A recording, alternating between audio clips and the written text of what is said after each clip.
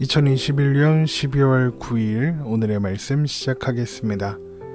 오늘 나눌 말씀은 레위기 15장 19절에서 33절 말씀입니다.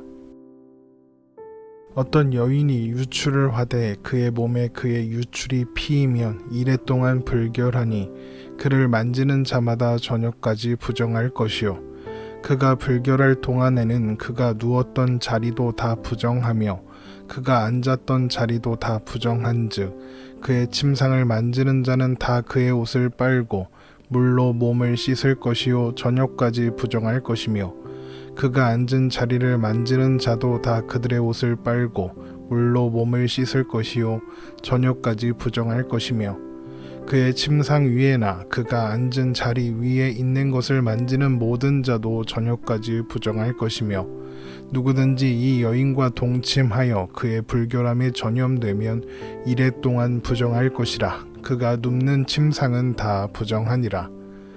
만일 여인의 피의 유출이 그의 불결기가 아닌데도 여러 날이 간다든지 그 유출이 그 불결기를 지나도 계속되면 그 부정을 유출하는 모든 날 동안은 그 불결한 때와 같이 부정한즉 그의 유출이 있는 모든 날 동안에 그가 눕는 침상은 그에게 불결한 때의 침상과 같고 그가 앉는 모든 자리도 부정함이 불결한 때의 부정과 같으니 그것들을 만지는 자는 다 부정한즉 그의 옷을 빨고 물로 몸을 씻을 것이며 저녁까지 부정할 것이요 그의 유출이 그치면 이레를 센 후에야 정하리니 그는 8째 날에 산비둘기 2마리나 집비둘기 새끼 2마리를 자기를 위하여 가져다가 회막문 앞 제사장에게로 가져갈 것이요 제사장은 그 1마리는 속죄제로 다른 1마리는 번제로 드려 유출로 부정한 여인을 위하여 여호와 앞에서 속죄할지니라. 너희는 이와 같이 이스라엘 자손이 그들의 부정에서 떠나게 하여 그들 가운데 있는 내 성막을 그들이 더럽히고 그들이 부정한 중에서 죽지 않도록 할지니라.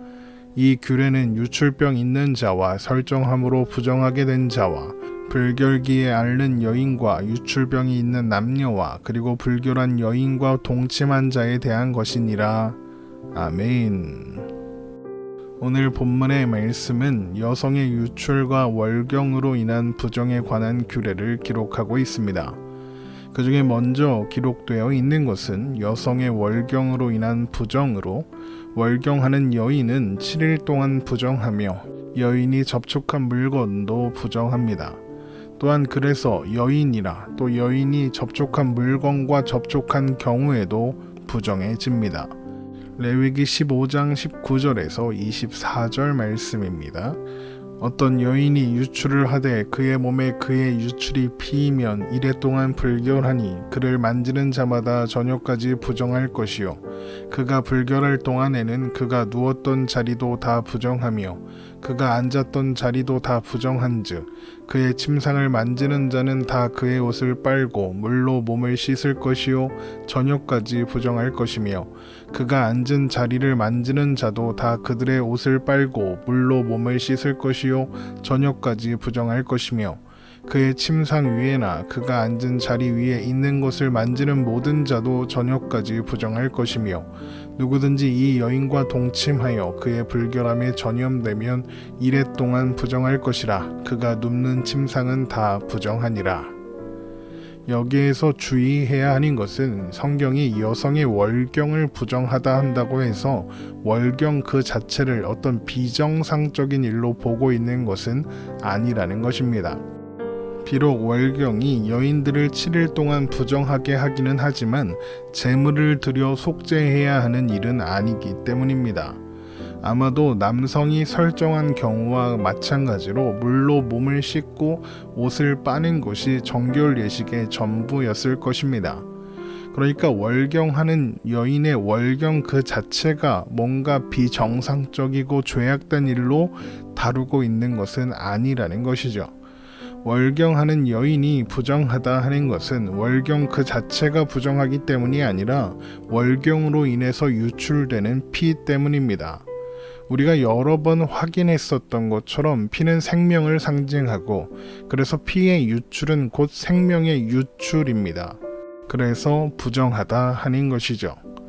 여성의 유출로 인한 부정의 경우에도 남성의 유출로 인한 부정의 경우처럼 월경 중인 여성과 접촉하거나 그녀가 누웠거나 앉았던 자리에 접촉한 사람도 부정해지므로 옷을 빨고 물로 몸을 씻어야 하며 저녁까지 부정합니다. 또한 만일 월경 중인 여인과 성관계를 하면 7일 동안 부정해집니다. 그것도 여인이 월경 중인 것을 알면서도 의도적으로 관계했다면 그 경우에는 해당하지 않습니다. 성경은 그런 경우에 백성 중에서 끊어지게 될 것이라고 이야기합니다. 그러니까 이것은 단순히 월경 중인 여인과 성관계를 하면 7일 동안 부정해진다 이런 의미가 아니라 월경 중인 여인과는 성관계를 하면 안 된다 이런 의미로 이해해야 하는 것입니다. 성경은 여성의 자궁을 생명을 잉태하는 생명의 근원으로 보고 있습니다. 그래서 월경 중인 여인은 생명의 근원이 열려 있는 상태, 그러니까 무방비하게 노출되어 있는 상태가 되는 겁니다. 만약 그런 상태의 여인과 성관계를 한다면 이것은 생명의 근원을 드러내어 파괴하는 행동이 되는 것입니다. 그러므로 이를 금지하는 것이죠. 레위기 20장 18절입니다. 누구든지 월경 중에 여인과 동침하여 그의 하체를 범하면 남자는 그 여인의 근원을 드러냈고 여인은 자기의 피 근원을 드러내었음인즉 둘 다 백성 중에서 끊어지리라. 또한 이런 조치는 월경 중이라 해도 가부장적인 사회 분위기 속에서 남편이 요구하면 거절하기 어려웠을 여인들을 보호하시기 위한 것이기도 할 것입니다. 그러나 혹 부지 중에 남녀가 월경 중인 줄 모르고 동침하였거나 또 동침 중에 월경이 시작되는 경우도 있을 수 있기 때문에 그런 경우에 한해서 7일간 부정해진다라고 하시는 겁니다. 그러나 만일 여인에게 월경으로 인한 유출이 아니라 유출병으로 인한 피해 유출이 있으면 유출하는 날 동안 계속 부정하며 여인이 접촉한 물건도 부정합니다. 그래서 또한 여인이 접촉한 물건과 접촉하면 부정해지고 그러므로 접촉한 자는 옷을 빨고 물로 몸을 씻어야 하며 저녁까지 부정합니다. 레위기 15장 25절에서 27절입니다. 만일 여인의 피의 유출이 그의 불결기가 아닌데도 여러 날 간다든지 그의 유출이 그의 불결기를 지나도 계속되면 그 부정을 유출하는 모든 날 동안은 그 불결한 때와 같이 부정한즉 그의 유출이 있는 모든 날 동안에 그가 눕는 침상은 그에게 불결한 때의 침상과 같고 그가 앉는 모든 자리도 부정함이 불결한 때의 부정과 같으니 그것들을 만지는 자는 다 부정한즉 그의 옷을 빨고 물로 몸을 씻을 것이며 저녁까지 부정할 것이요. 월경과 상관없이 피가 유출되는 증상을 하혈이라고 하는데 여성의 하혈에는 여러 가지 원인이 있다고 합니다. 보통은 일시적인 증상으로 충분한 휴식을 취하고 치료를 하면 짧은 기간에 끝나는 경우가 대부분이지만 오랫동안 지속되는 경우도 물론 있습니다. 대표적인 사례가 복음서에 나오는 12년 동안 혈루병 걸렸던 여인이죠. 혈루병은 피에 응고인자가 부족해서 피가 잘 멈추지 않는 병증입니다. 어쨌든 이런 경우에 피를 흘리는 모든 기간 동안 여인은 부정합니다. 그러다 유출이 멈추면 남성의 유출병과 마찬가지로 정결 예식을 드려야 합니다. 여인의 유출이 그치면 7일이 지난 후에 정결하게 되고 8일째에는 정결 예식을 위해 비둘기 2마리를 제사장에게로 가져가야 합니다. 그러면 제사장은 한 마리는 속죄제로 다른 한 마리는 번제로 드림으로써 하나님 앞에 속죄하게 되죠. 레위기 15장 28절에서 30절 말씀입니다. 그의 유출이 그치면 이레를 센 후에야 정하리니 그는 8째 날에 산비둘기 2마리나 집부들기 새끼 2마리를 자기를 위하여 가져다가 회막문 앞 제사장에게로 가져갈 것이요 제사장은 그 한 마리는 속죄제로 다른 한 마리는 번제로 드려 유출로 부정한 여인을 위하여 여호와 앞에서 속죄할지니라. 이제까지 다룬 정결법에서 부정에서 벗어나는 것을 속죄라고 표현하고 있는데 이것은 부정의 원인이 주로 죽음과 관계가 있고 죽음은 곧 하나님의 부재를 상징하기 때문입니다. 그리고 죽음이 세상에 들어온 이유는 바로 죄 때문이죠. 그래서 부정에서 벗어나는 것을 곧 죄에서 벗어나는 것으로 보고 이를 속죄한다 이렇게 표현하고 있는 것입니다. 지금까지 남녀의 유출로 인한 부정과 부정에서 정결하게 하는 규례를 살펴보았습니다. 레위기 15장 31절에서 33절 말씀입니다. 너희는 이와 같이 이스라엘 자손이 그들의 부정에서 떠나게 하여 그들 가운데에 있는 내 성막을 그들이 더럽히고 그들이 부정한 중에서 죽지 않도록 할지니라. 이 규례는 유출병 있는 자와 설정함으로 부정하게 된 자와 불결기에 앓는 여인과 유출병이 있는 남녀와 그리고 불결한 여인과 동침한 자에 대한 것이니라.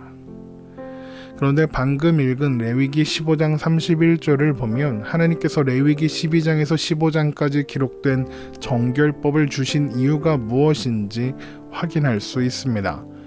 레위기 15장 31절을 다시 한번 읽어보겠습니다. 너희는 이와 같이 이스라엘 자손이 그들의 부정에서 떠나게 하여 그들 가운데 있는 내 성막을 그들이 더럽히고 그들이 부정한 중에서 죽지 않도록 할지니라. 하나님께서 정결법을 주신 첫 번째 이유는 이스라엘 자손이 부정에서 떠나게 하시기 위해서입니다. 정결법을 살펴보면서 우리는 정한 것은 생명과 부정한 것은 죽음과 관련되어 있다는 것을 확인할 수 있었습니다. 그리고 죽음은 하나님의 부재와 연결된다고 했죠. 하나님은 하나님의 백성들이 부정, 곧 하나님 없음의 상태로 사는 것을 기뻐하지 않으십니다. 그래서 이것을 경계하시기 위해서 정결법의 규례를 주신 것이죠. 또한 하나님께서 정결법을 주신 두 번째 이유는 부정이 하나님의 성막을 더럽히기 때문입니다. 부정이 하나님의 성막을 더럽히는 것은 성막이 하나님께서 거룩하게 구별하신 것이기 때문입니다. 하나님은 어떠한 경우에도 부정, 곧 죄와 함께 하실 수 없으시죠. 그렇기 때문에 부정한 자가 성막으로 들어와 성막을 더럽히면 그는 죽임을 당할 수밖에 없습니다. 그리고 이것은 정결법을 주신 세 번째 이유로 연결됩니다. 바로 그렇게 부정한 상태에서 성막을 더럽힘으로 죽임을 당한 자는 부정한 중에 죽음으로써 부정, 그러니까 하나님 없음의 상태를 해결할 기회를 얻을 수 없기 때문입니다. 그리고 그것은 인간에게 있어 가장 큰 비극입니다.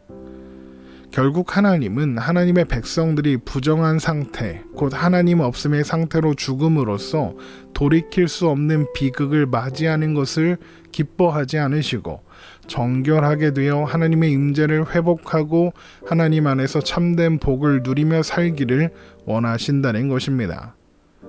그러나 정결 예식을 통해 정결하게 되어도 사람은 언제나 쉽게 부정에 노출될 수 있습니다. 누구나 병에 걸릴 수 있고 가벼운 접촉만으로도 부정에 전염될 수 있습니다. 그렇게 부정해졌다가 정결하게 되는 것을 반복하다 보면 어떻게 되겠습니까?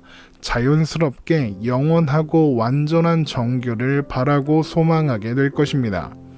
이것이 하나님께서 정결법 규례를 주신 네 번째 이유입니다. 완전하고 영원한 정결함을 소망하게 하는 것 말입니다. 그렇다면 완전하고 영원한 정결함이란 가능할까요? 가능합니다. 하나님께서 그것을 위해 준비하신 것이 있기 때문입니다. 바로 메시아입니다. 메시아, 그러니까 예수님께서 바로 그 완전하고 영원한 정결함을 우리에게 주시기 위해서 이 땅에 오신 것입니다. 예수님은 모든 부정을 해결하시고 우리를 정결하게 하셨습니다. 그래서 우리는 더 이상 음식이나 출산, 월경이나 설정, 병으로 부정해지지 않습니다. 몸을 씻고 옷을 빨고 정결 외식을 위해 어린 순양이나 비둘기를 잡지 않아도 됩니다. 예수님께서 십자가에서 죽으심으로써 우리의 모든 부정을 해결하시고 정결하게 하셨기 때문입니다. 그래서 또한 우리는 이제 언제든지 예수님을 의지하여 하나님 앞에 나아갈 수 있는 것입니다. 또한 그래서 이어지는 레위기 16장의 말씀에 대속죄의 일을 기록하셔서 이것을 예표하게 하신 것입니다. 그러므로 오늘을 사는 우리들은 정결법에 얽매이지 않아도 되는 것이죠. 오늘 말씀 이렇게 마치겠습니다. 오늘도 복된 하루 되시기를 주님의 이름으로 축원합니다.